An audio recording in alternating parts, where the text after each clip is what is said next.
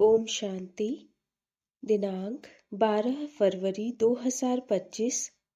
बाप दादा के साकार मधुर महावाक्य।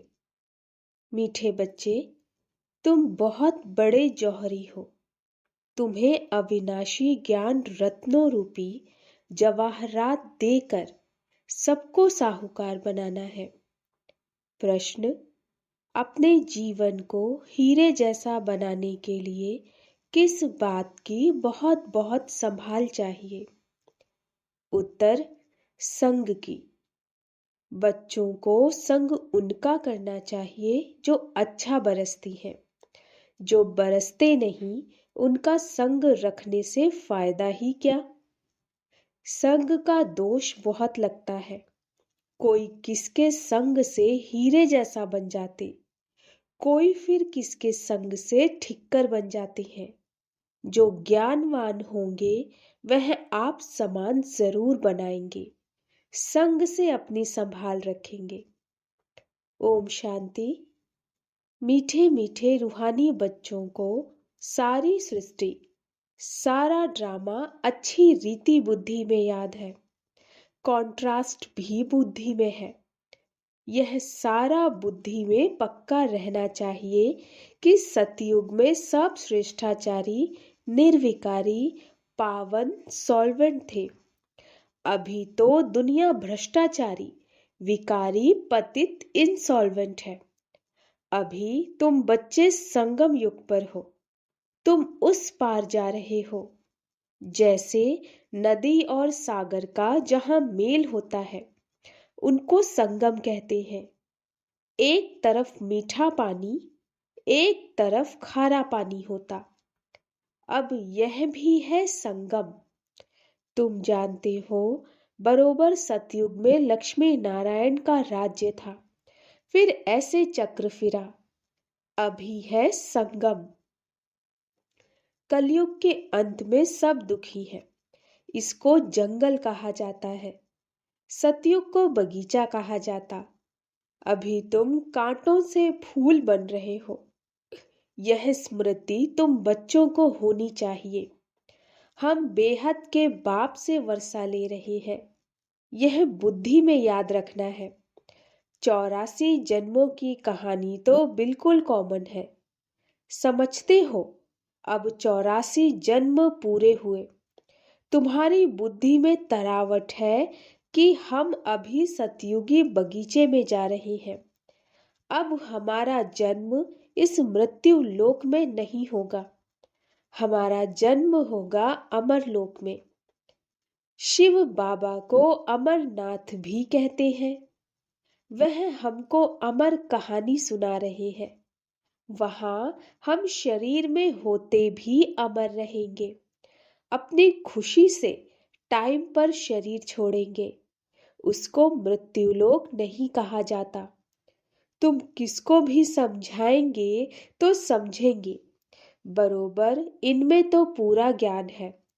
सृष्टि का आदि और अंत तो है ना।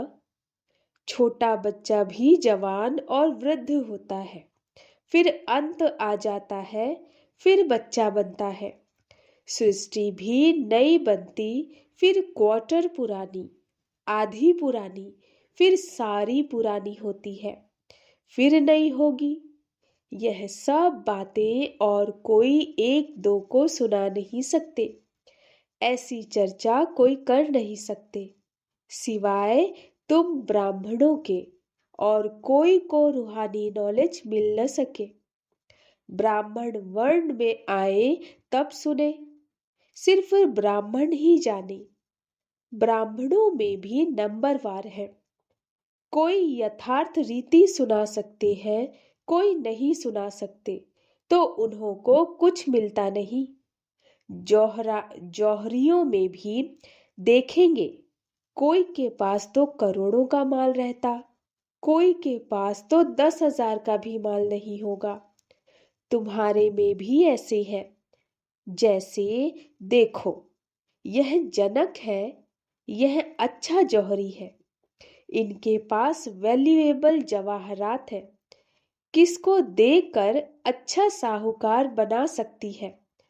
कोई छोटा जौहरी है, जास्ती दे नहीं सकते तो उसका पद भी कम हो जाता है। तुम सब जौहरी हो। यह अविनाशी ज्ञान रत्नों के जवाहरात हैं। जिसके पास अच्छे रत्न होंगे वह साहूकार बनेंगे, औरों को भी बनाएंगे। ऐसे तो नहीं सब अच्छे जौहरी होंगे। अच्छे अच्छे जौहरी बड़े बड़े सेंटर्स पर भेज देते हैं। बड़े आदमियों को अच्छी जवाहरात दी जाती है। बड़े बड़े दुकानों पर एक्सपर्ट रहते हैं। बाबा को भी कहा जाता है सौदागर रत्नागर। रत्नों का सौदा करते हैं। फिर जादूगर भी है, क्योंकि उनके पास ही दिव्य दृष्टि की चाबी है। कोई नौधा भक्ति करते हैं तो उनको साक्षात्कार हो जाता है। यहाँ वह बात नहीं है। यहाँ तो अनायास घर बैठे भी बहुतों को साक्षात्कार होता है। दिन प्रतिदिन सहज होता जाएगा। कईयों को ब्रह्मा का और श्री कृष्ण का भी साक्षात्कार होता है। उनको कहते हैं ब्रह्मा के पास जाओ, जाकर उनके पास प्रिंस बनने की पढ़ाई पढ़ो। यह पवित्र प्रिंस प्रिंसेस चले आते हैं ना। प्रिंस को पवित्र भी कह सकते हैं। पवित्रता से जन्म होता है ना। पतित को भ्रष्टाचारी कहेंगे। पतित से पावन बनना है, यह बुद्धि में रहना चाहिए, जो किसको समझा भी सको। मनुष्य समझते हैं यह तो बड़े सेंसिबल है। बोलो हमारे पास कोई शास्त्रों आदि की नॉलेज नहीं है। यह है रूहानी नॉलेज, जो रूहानी बाप समझाते हैं। यह है त्रिमूर्ति ब्रह्मा विष्णु शंकर। यह भी रचना है। रचयिता एक बाप है। वह होते हैं हद के क्रिएटर। यह है बेहद का बाप, बेहद का क्रिएटर। बाप बैठकर पढ़ाते हैं। मेहनत करनी होती है। बाप गुलगुल फूल बनाते हैं। तुम हो ईश्वरीय कुल के। तुमको बाप पवित्र बनाते हैं। फिर अगर अपवित्र बनते हैं तो कुल कलंकित बनते हैं। बाप तो जानते हैं ना। फिर धर्मराज द्वारा बहुत सजा दिलाएंगे। बाप के साथ धर्मराज भी है। धर्मराज की ड्यूटी भी अभी पूरी होती है। सतयुग में तो होगी ही नहीं। फिर शुरू होती है द्वापर से। बाप बैठ कर्म अकर्म विकर्म की गति समझाते हैं। कहते हैं ना, इसने आगे जन्म में ऐसे कर्म किए जिसकी यह भोगना है। सतयुग में ऐसे नहीं कहेंगे। बुरे कर्मों का वहां नाम नहीं होता। बुरे कर्मों का वहां नाम ही नहीं होता। यहाँ तो बुरे अच्छे दोनों हैं। सुख दुख दोनों है, परंतु सुख बहुत थोड़ा है। वहां फिर दुख का नाम नहीं। सतयुग में दुख कहाँ से आया? तुम बाप से नई दुनिया का वर्षा लेते हो। बाप है ही दुख हरता सुख करता। दुख कब से शुरू होता है यह भी तुम जानते हो। शास्त्रों में तो कल्प की आयु ही लंबी चौड़ी लिख दी है। अभी तुम जानते हो आधा कल्प के लिए हमारे दुख हर जाएंगे और हम सुख पाएंगे। यह सृष्टि का चक्र कैसे फिरता है, इस पर समझाना बड़ा सहज है। यह सब बातें तुम्हारे सिवाय और कोई की बुद्धि में हो न सके। लाखों वर्ष कह देने से सब बातें बुद्धि से निकल जाती हैं। अभी तुम जानते हो यह चक्र 5000 वर्ष का है। कल की ही बात है, जबकि इन सूर्यवंशी चंद्रवंशियों का राज्य था। कहते भी हैं ब्राह्मणों का दिन ऐसे नहीं शिव बाबा का दिन कहेंगे। ब्राह्मणों का दिन फिर ब्राह्मणों की रात। ब्राह्मण फिर भक्ति मार्ग में भी चले जाते हैं, चले आते हैं। अभी है संगम, ना दिन है ना रात है। तुम जानते हो हम ब्राह्मण फिर देवता बनेंगे, फिर त्रेता में क्षत्रिय बनेंगे। यह तो बुद्धि में पक्का याद कर लो। इन बातों को और कोई नहीं जानते। वह तो कहेंगे शास्त्रों में इतनी आयु लिखी है, तुमने फिर यह हिसाब कहाँ से लाया? यह अनादि ड्रामा बना बनाया है, यह कोई नहीं जानते। तुम बच्चों की बुद्धि में है। आधा कल्प है सतयुग त्रेता, फिर आधा से भक्ति शुरू होती है। वह हो जाता है त्रेता और द्वापर का संगम। द्वापर में भी यह शास्त्र आदि आहिस्ते आहिस्ते बनते हैं। भक्ति मार्ग की सामग्री बड़ी लंबी चौड़ी है, जैसे झाड़ कितना लंबा चौड़ा है। इसका बीज है बाबा। यह उल्टा झाड़ है। पहले पहले आदि सनातन देवी देवता धर्म है। यह बातें जो बाप सुनाते हैं यह है बिल्कुल नई। इस देवी देवता धर्म के स्थापक को कोई नहीं जानते। श्री कृष्ण तो बच्चा है, ज्ञान सुनाने वाला है बाप। तो बाप को उड़ाए बच्चे का नाम डाल दिया। श्री कृष्ण के ही चरित्र आदि बैठ दिखाए हैं। बाप कहते हैं लीला कोई श्री कृष्ण की नहीं है। गाते भी है हे प्रभु तेरी लीला अपरम अपार है। लीला एक की ही होती है। शिव बाबा की महिमा बड़ी न्यारी है। वह तो है सदा पावन रहने वाला, परंतु वह पावन शरीर में तो आ न सके। उनको बुलाते ही हैं पतित दुनिया को आकर पावन बनाओ। तो बाप कहते हैं मुझे भी पतित दुनिया में आना पड़ता है। इनके बहुत जन्मों के अंत में आकर प्रवेश करता हूँ। तो बाप कहते हैं मुख्य बात अल्फ को याद करो, बाकी यह सारी है रेजगारी। वह सब तो धारण कर न सके। जो धारण कर सकते हैं उन्हों को समझाता हूँ। बाकी तो कह देता हूँ मन मना भव। नंबरवार बुद्धि तो होती है ना। बादल कोई तो खूब बरसते, कोई थोड़ा बरस कर चले जाते। तुम भी बादल हो ना। कोई तो बिल्कुल बरसते ही नहीं। ज्ञान को खींचने की ताकत नहीं है। मम्मा बाबा अच्छे बादल है ना। बच्चों को संग उनका करना चाहिए जो अच्छा बरसते हैं। जो बरसते ही नहीं उनसे संग रखने से क्या होगा। संग का दोष भी बहुत लगता है। कोई तो किसके संग से हीरे जैसा बन जाते, कोई फिर किसके संग से ठिक्कर बन जाते। पीठ पकड़नी चाहिए अच्छे की। जो ज्ञानवान होगा वह आप समान फूल बनाएगा। सत्य बाप से जो ज्ञानवान और योगी बने हैं उनका संग करना चाहिए। ऐसे नहीं समझना कि हम फलाने का पूंछ पकड़कर पार हो जाएंगे। ऐसे बहुत कहते हैं, परंतु यहाँ तो वह बात ही नहीं। स्टूडेंट किसकी पूंछ पकड़ने से पास हो जाएंगे क्या? पढ़ना पड़े ना। बाप भी आकर नॉलेज देते हैं। इस समय वह जानते हैं हमको ज्ञान देना है। भक्ति मार्ग में उनकी बुद्धि में यह बातें नहीं रहती कि हमको जाकर ज्ञान देना है। यह सब ड्रामा में नूंद है। बाबा कुछ करते नहीं है। ड्रामा में दिव्य दृष्टि मिलने का पार्ट है तो साक्षात्कार हो जाता है।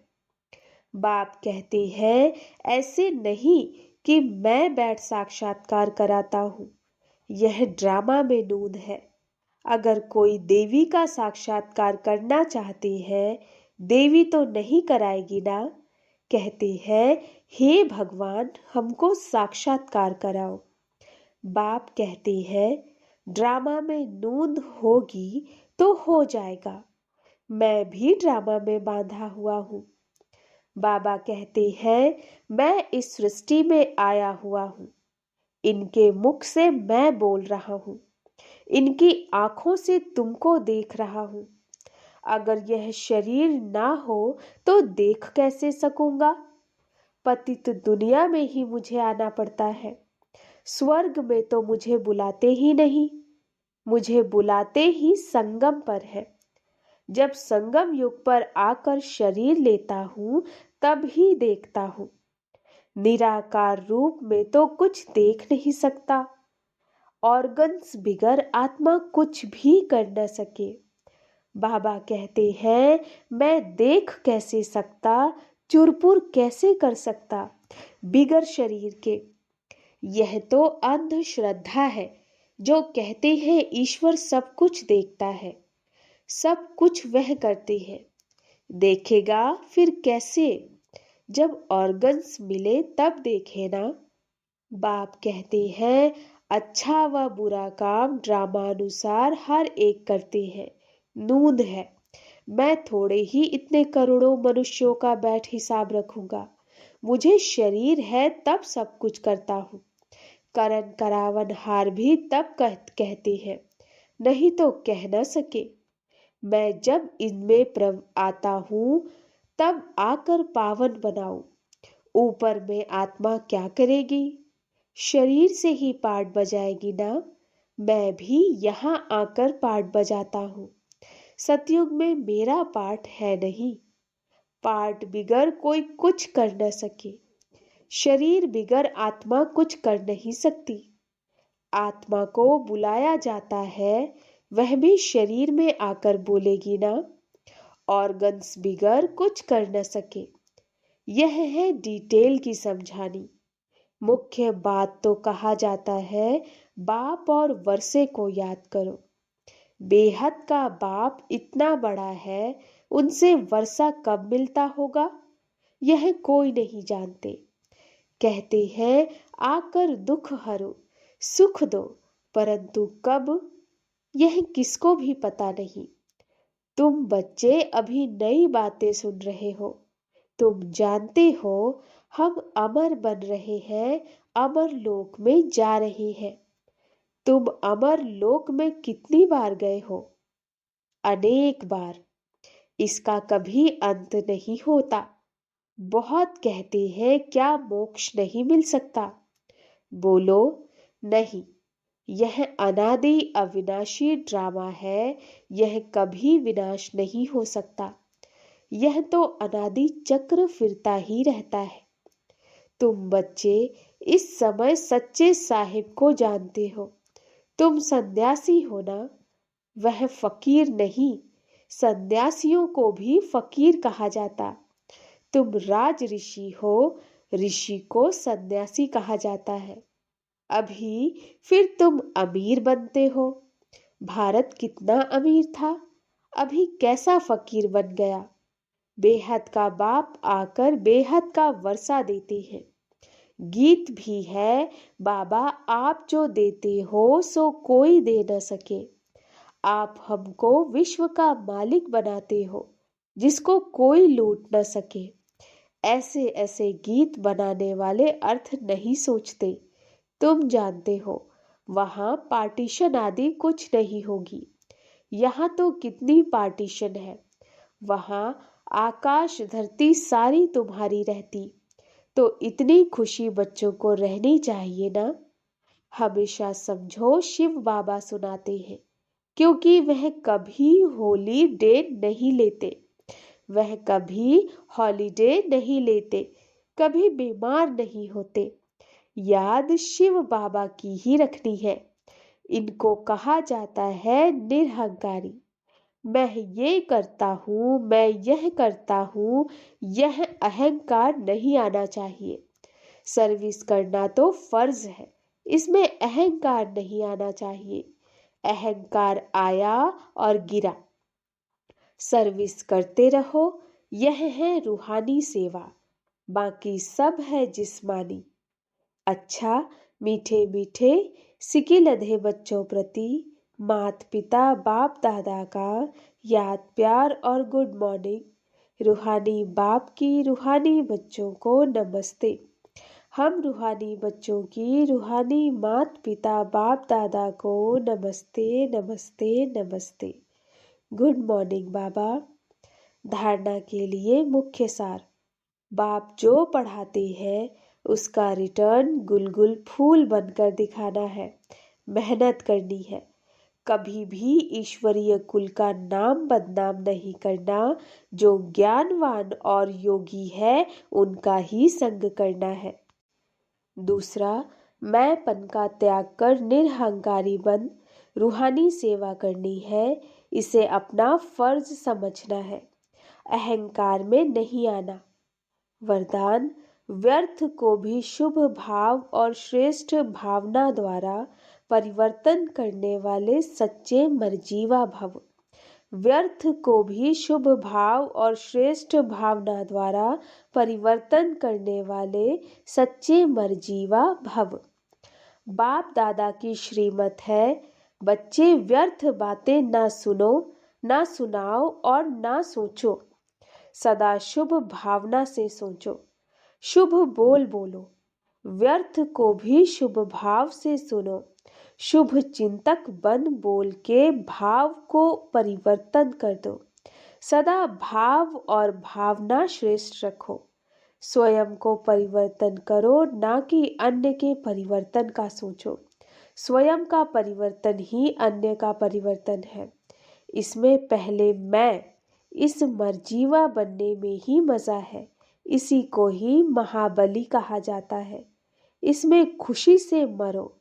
यह मरना ही जीना है, यही सच्चा जियेदान है। स्लोगन, संकल्पों की एकाग्रता श्रेष्ठ परिवर्तन में फास्ट गति ले आती है। संकल्पों की एकाग्रता श्रेष्ठ परिवर्तन में फास्ट गति ले आती है। अव्यक्त इशारे, एकांत प्रिय बनो, एकता और एकाग्रता को अपनाओ।